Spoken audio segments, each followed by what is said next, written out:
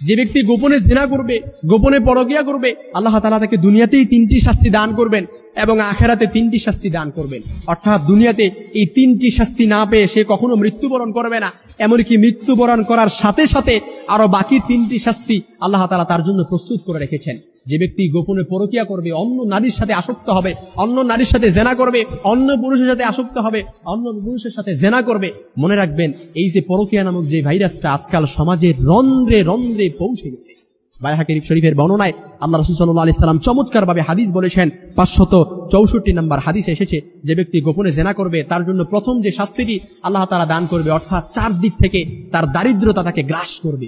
অর্থাৎ সে অনেক টাকা ইনকাম করবে, মাস শেষে দেখা যাবে সে স্যালারি পাচ্ছে অনেক টাকা, কিন্তু তার দারিদ্রতা কখনো তাকে পিছু ছাড়বে না। অর্থাৎ কোনো দিক থেকে তার বরকত আসবে না, সব দিক দিয়ে বরকত আল্লাহ তাআলা উঠিয়ে নেবেন, সব দিক থেকে বরকত। অনেক টাকা ইনকাম করবেন কিন্তু দারিদ্রতা 4 দিক থেকে গ্রাস করবে। 2 নাম্বার যে শাস্তিটা আল্লাহ তাআলা তাকে দান করবে সেটা হচ্ছে তার রিজিকে বরকত তো কমিয়ে দেওয়া হবে, সেটা হচ্ছে তার হায়াতেও বরকত কমিয়ে দেওয়া হবে। অর্থাৎ হায়াত যেটা নির্ধারণ করা হয়েছিল সে হায়াত, তার বরকত, হায়াত থেকে বরকত উঠিয়ে নেওয়া হবে। সে সময়ের বরকত পাবে না, রিজিকের বরকত সে পাবেই না, সময়ের বরকত পাবে না, তার হায়াত কমিয়ে দেওয়া হবে, আয়ুষ্কাল কমিয়ে দেওয়া হবে। 3 নাম্বার যে শাস্তিটা, যে ব্যক্তি গোপনে পরকিয়া করবে, গোপনে জেনা করবে, অন্য নারীর সাথে আসক্ত হবে, অন্য পুরুষের সাথে আসক্ত হবে, 3 নাম্বার যে শাস্তিটা আল্লাহ তাআলা দান করবে সেটা হচ্ছে অর্থাৎ তার চেহারার উজ্জ্বলতা নষ্ট হয়ে যাবে। যে চেহারার উজ্জ্বলতা ছিল, মানুষ তাকে দেখলে যে মায়াবী একটা চেহারা কাজ করতো, মায়াবী একটা ভালো লাগা কাজ করতো, ভালোবাসা কাজ করতো, সব মানুষের অন্তর থেকে ভালো লাগা, ভালোবাসা উঠিয়ে দেওয়া হবে। আপনি দেখবেন, আপনি জানেন আপনি গোপনে জেনা করছেন কিনা, কিন্তু আপনি দেখেন যে আপনার ভেতরে এই 3টা আলামত আল্লাহ তাআলা দুনিয়াতেই দেয় কিনা। অবশ্যই 3টি শাস্তি আপনাকে দান করবে। অর্থাৎ আপনার রিজিকের বরকত উঠিয়ে নেওয়া হবে, আপনার হায়াতের বরকত উঠিয়ে নেওয়া হবে, আপনার চেহারার উজ্জ্বলতা নষ্ট হয়ে যাবে। অনেক মানুষ দেখবে কিন্তু আপনার চেহারার প্রতি কোনো মায়াবী ভালোবাসা, ভালো লাগা কাজ করবে না। আপনার চেহারা অর্থাৎ আপনার ভেতর থেকে অন্য মানুষের ভেতর থেকে আপনার প্রতি যে ভালোবাসা, শ্রদ্ধাবোধ ছিল, এটা উঠিয়ে নেওয়া হবে।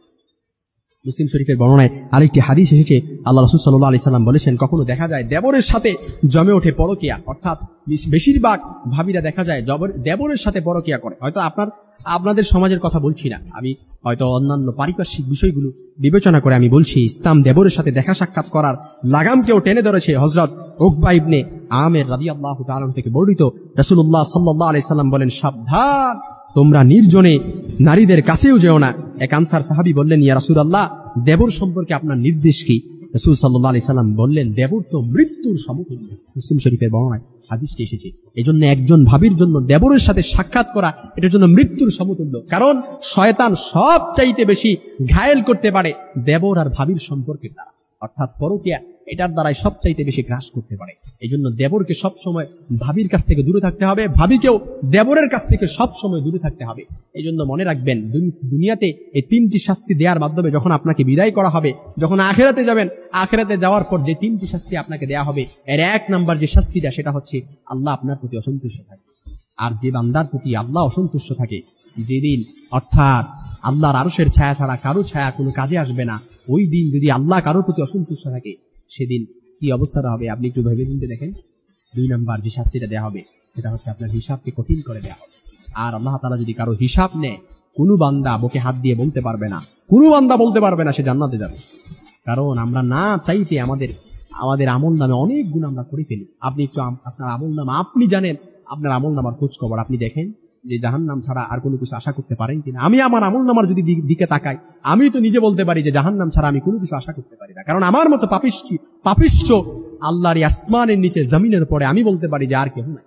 এই জন্য মনে রাখবেন প্রিয় ভাই আমার, যে বান্দার প্রতি আল্লাহ হিসাব কঠিন করবে, পুল সিরাতের পুল পাড়ি দিয়ে জান্নাতে যাবে তো দূরের কথা, এটা কল্পনাও করা যাবে না। 3 নাম্বার যে শাস্তিটা আখিরাতে দেয়া হবে সেটা হচ্ছে, অর্থাৎ 3 নাম্বার যে শাস্তিটা দেয়া হবে তার জন্য জাহান্নামকে অবধারিত করে দিবেন। অর্থাৎ জাহান্নামের শাস্তি তার জন্য প্রস্তুত করা হবে। যে ব্যক্তি গোপনে জেনা করবে, গোপনে পরকিয়া করবে, একজন গোপনে পরকিয়া এবং গোপনে জেনাকারীর জন্য আল্লাহ তাআলা এই শাস্তিটি অবশ্যই লিপিবদ্ধ করে রেখেছেন, প্রস্তুত করে রেখেছেন। অনেক প্রবাসী ভাইয়েরা আক্ষেপ করে, মাথার ঘাম পায়ে ফেলে, কঠোর পরিশ্রম করে, কষ্ট করে, রক্তকে পানি করে দেশে টাকা পাঠায়, কিন্তু দেখা যায় অনেক স্ত্রীরা অন্য পুরুষে আসক্ত, অন্য পুরুষের সাথে কি করে ঘোরাফেরা করে। মনে রাখবেন, আপনি অন্য পুরুষের সাথে ঘোরাফেরা করেন, আপনি আপনার স্বামীর হক নষ্ট করতেছেন। এই জন্য আল্লাহর আসামির কাঠগড়া in the day of judgment, কিয়ামতের ময়দানে অবশ্যই আপনাকে আল্লাহর কাছে জবাবদিহি করতে হবে। আবার যে সকল পুরুষরা স্বামী স্ত্রীর হক নষ্ট করে, আপনি মেসেঞ্জারে, ফেসবুকে কিংবা সরাসরি ভাবে আপনি আপনার স্ত্রীর হক নষ্ট করছেন, ইটিস পিটিস করছেন, আপনাকে আল্লাহর আসামির কাঠগড়ায় জবাবদিহি অবশ্যই করতে হবে।